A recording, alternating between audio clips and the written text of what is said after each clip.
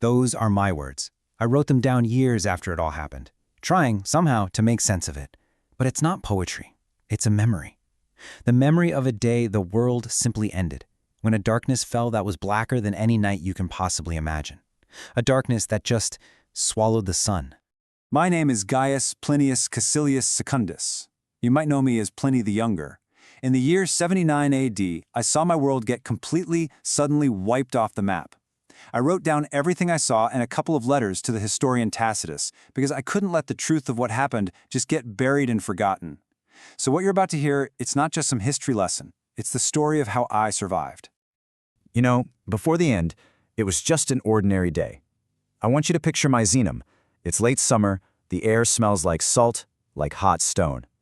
This was a place of real Roman power, the main base for our entire imperial navy. Life there was orderly, predictable. I was 18, living with my mother and my uncle. And my uncle, well, he wasn't just anyone. He was Pliny the Elder, commander of the whole fleet, and honestly, one of the smartest men alive. Our world felt solid, permanent. You read about disasters in books, right? They happen to other people, in other times, not to you. This really tells you everything you need to know about him.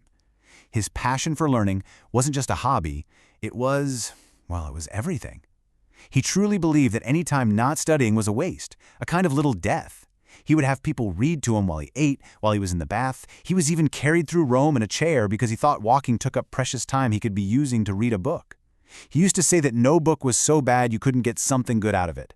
He was a man who wanted to understand everything about the natural world. In just a few hours, he was about to meet its most terrifying, most unknowable force. So the afternoon was going on just like any other. My uncle had his sunbath, a quick cold bath, a little lunch, and went right back to his books. It was actually my mother who saw it first. She called him over, pointing out towards the horizon at this cloud, but it was like no cloud any of us had ever seen. It wasn't just the shape or the size, it was how unnatural it felt. It wasn't drifting, it was growing. That's the description I gave to Tacitus, and honestly, it's still the best I can come up with. The cloud just shot up into the sky on this enormous trunk, miles high, before spreading out at the top, like the branches of a pine tree. Sometimes it was bright white, other times it was this dirty, splotchy color, stained with all the dirt and ash it had dragged up from the guts of the earth. Now for my uncle the scholar, this wasn't a sign of doom, oh no. This was a phenomenon that needed to be studied, immediately, and up close. He ordered a ship to be made ready. He asked me if I wanted to come along. I said no. I was 18, and I had some homework to finish. I've replayed that moment in my head more times than I can count. Just as he was leaving the house, a messenger came running up, panting, covered in dust. He had a note. It was from Rectina, a friend whose villa was right at the base of the mountain. She was trapped. The eruption had blocked any escape by land. The only way out was by sea. And just like that, this wasn't a science trip anymore. That one note, it changed everything. My uncle understood in an instant the real scale of what was happening. It wasn't just Rectina's home in danger. It was the entire coastline, dotted with towns with beautiful houses. It was all about to be just eaten. So his mission, it went from simple curiosity to a massive, desperate rescue operation. This was my uncle, through and through. He canceled the small, fast ship. He gave an order that only the commander of the Roman fleet could give. Launched the warships, the massive quadriremes. He wasn't planning to watch from a safe distance anymore, no. He set a course straight for the chaos, straight into the falling ash and fire, to save not just his friend, but anyone and everyone he could possibly reach. You have to understand what they were sailing into. As the ships got closer, it became a complete nightmare. Ash started falling, hot and thick, making it hard to breathe. Then came the pumice stones, then bigger rocks, blackened by fire, crashing down on the decks. The sea itself started to pull back, getting shallow, threatening to run the ships aground. And what was my uncle doing through all this hell? He was calm. He was dictating every single terrifying detail to his scribe, making sure it was all written down as the world came apart around him. The helmsman, he was terrified, as any sane person would be. He begged my uncle to turn back, screaming they were all going to die. But my uncle, he didn't even hesitate. He just looked at him and said those words, "Fortune favors the brave." He wasn't even aiming for Rectina anymore. He told the helmsman to steer for Stabiae, toward the house of another friend, Pompeianus. He just kept sailing deeper and deeper into the inferno.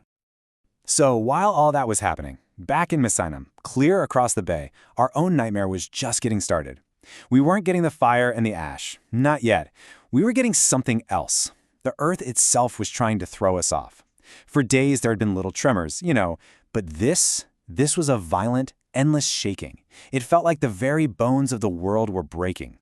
We were out in the courtyard of our house, thinking it was safer in the open, but the buildings around us were swaying so badly it looked like they were being torn out of the ground. My mother, me, and a whole crowd of panicked people, we had to make a choice, born out of just pure terror. If we stayed, we'd be crushed. Our only hope was to run for the open country, with no idea what we'd find out there. It's strange to think about it now.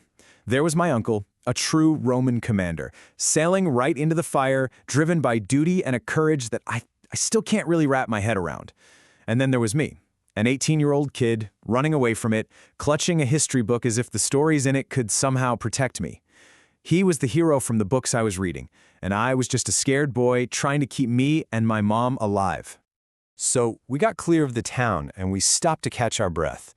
And that's when we saw it, that monstrous cloud. It wasn't just sitting in the sky anymore. It was collapsing.